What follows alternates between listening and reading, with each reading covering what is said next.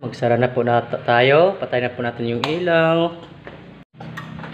Tapos na po tayo. Double check po natin. Magsara na po natin yung office ng Simon. Ayan, nakapadlock. Double check natin. Yan, nakasara na. Fan, tanggalin natin. Electric fan. Para sure. Ilaw, patay. Tubig, tanggalin na saksakan.